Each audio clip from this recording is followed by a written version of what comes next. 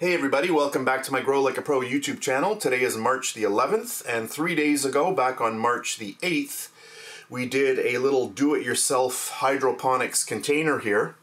And in that video, I planted a baby marigold. So I just wanted to come back 3 days later just to show you that the little plant is actually doing very well. We'll just lift that out, and look at this. Look at the little roots already. So the roots have found their way down to the bottom. Some of them are coming out the sides. We'll just spin that around.